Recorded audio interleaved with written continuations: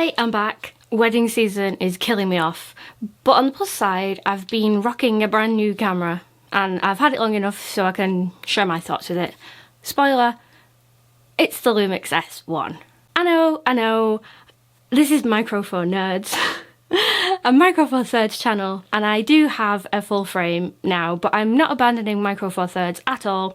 As I said all the time on this channel, the right tool for the right job, and I'm actually quite looking forward to comparing them and seeing what's what. Anyway, the review. First of all, the focus modes. Now, it's very important to choose the right focus mode for the scenario that you're in. You have so much more depth of field to play with.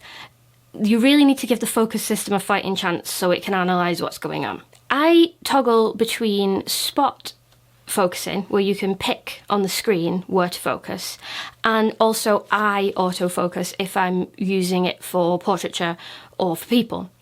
Between these two modes, to be honest, you can do really well. And thankfully, the design of the S1 has meant that there is a nice button, really easy to access, so you can toggle between the modes very quickly. I love at the front of the S1 that you have a 1-2 switch.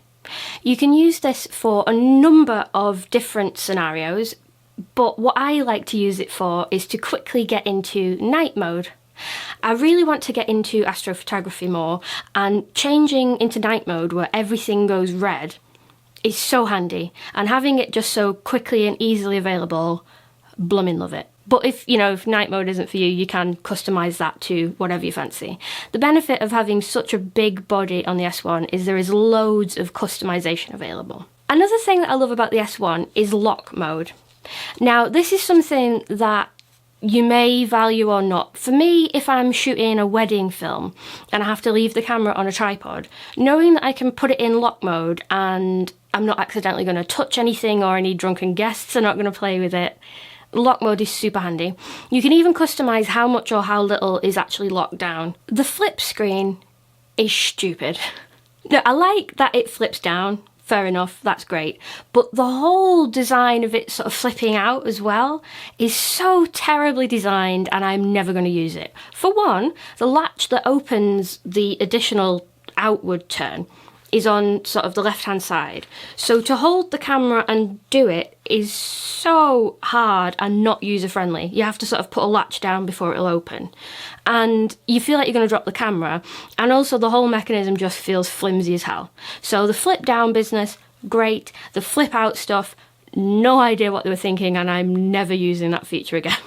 Also, this is the first vlog that I've filmed without a flippy screen, and I'm using the app to make sure that I'm in focus. It's connected via Bluetooth, and while it is a pain in the backside not to have a screen, it's made me use this app and I quite like it, so plus point. I have to say, the stabilisation is phenomenal. This is with a slightly older firmware as well, and the new firmware adds another 0.5 stop of stabilisation. These clips are all handheld, no gimbal, because I don't have a gimbal big enough. I'll get to that. And yes, I appreciate that it is 4K 60, so it is slowed down, but the stabilisation for handheld in these clips, I think, is blooming brilliant. Right now I only have the stock lens, which is the 24-105 f4 constant, and I kind of got it just because I needed something to be getting on with until I buy some more lenses. But to be honest, it's an absolute beast. Like, I am so impressed with this lens. The focal length is super handy and versatile. I've used it for weddings, pre-shoots, some live gig photography, and also just walking about, sort of doing touristy things in London. And it just works brilliantly. It's super sharp, really great quality. The focus breathing is basically non-existent, so if you want to do any focus pulls with it, it just looks awesome. And I have to say, I'm going to buy more lenses for the S1, of course. I've really got my eye on a really nice wide angle 1.4 for some astrophotography, but I imagine 80% of the time I could definitely get away with just the stock lens. It's awesome. I think I've said that about 10 times, but it's true. One thing that surprised me or caught me slightly off guard, because I'm an idiot and don't think about these things, is the hidden costs of changing a camera system. and particularly changing into this camera system. First of all, you have your dual card slots, and to keep up with the higher video formats, you really don't want to scrimp out on the cards. The XQD card, the 128 gig that I've got, cost me £200. And you have to buy a card reader as well because, you know, it's not a common card reader. And then you want a good SD card to keep up with that, which was a slightly more palatable sort of 60 quid-ish. But if you write into both at the same time, like I am doing, just for sort of backup purposes, you really don't want to scrimp out on either card. So add that into your budget if you're thinking of the S1. Similarly, because it's a brand new system, the batteries, there aren't any third-party batteries available yet, and a battery is 75 quid. Haven't yet sprung for one, but I do think I need a couple of spares before I go on holiday with it. If you're an early adopter, like me, you will get the 160 odd quid firmware update for free. You know, the one that unlocks Vlog. But if you were watching this video after that promotional period, budget in your firmware update because it will cost you an extra 100 and odd quid. Super stupid one. I need some new bags. My camera bag, my tiny camera bag, I'm used to it fitting my Mavic Pro, my GH5, about 3 lenses, the controller for my Mavic Pro, 3 batteries for my Mavic Pro, 5 batteries for my GH5, everything. But it's tiny and it fits the world in. I've literally had to take out all of the dividers, and all I fit now in the bag is the camera. If you're coming from Micro Four Thirds or a smaller system, you'll definitely need a new camera bag. And finally, I'm probably going to need a new gimbal. I have a Feiyu Tech one on the way for review, so that should sort me out for now. So, let's talk about coming from Micro Four Thirds and the big apparent differences that I've noticed. First of all, the dynamic range. I personally think the dynamic range on Micro Four Thirds is certainly good enough. You know, unless you mess up a shot tremendously, there's more than enough data in those files to pull things back. This Lumix S1, and I guess full frame in general, but I have used Canon full frame and Nikon full frame with other shooters that I've worked with in wedding photography. So I'll work with somebody else, they'll give me the raw files, and then I'll edit them in my style.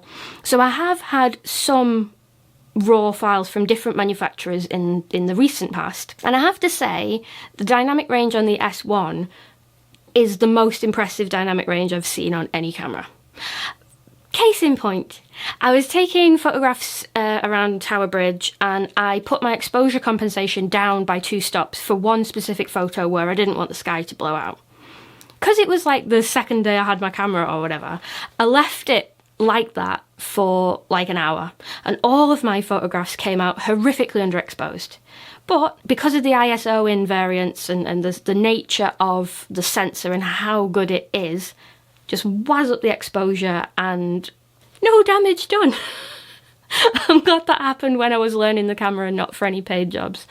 So the dynamic range is super. And of course, the thing that you have to really bang on about this camera is the low light ISO performance.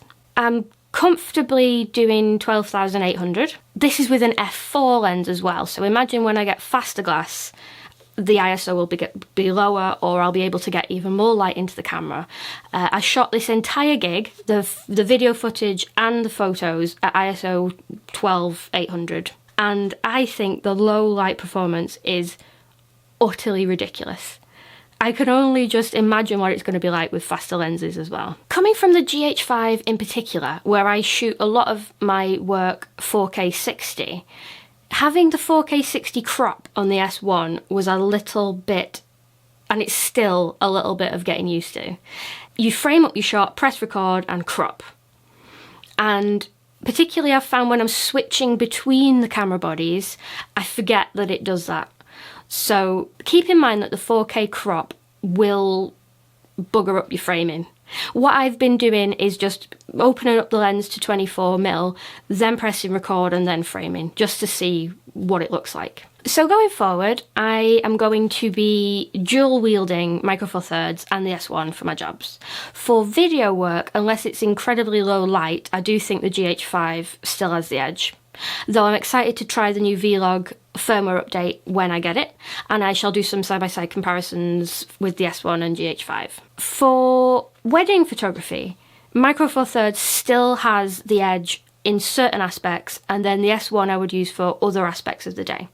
For instance, group shots, you know, where you want a lot of depth of field and a fast shutter speed to stop people from blinking. I tend to shoot sort of ba ba ba ba ba ba ba, just hope that I can get one clean shot where no one's blinking or doing anything weird.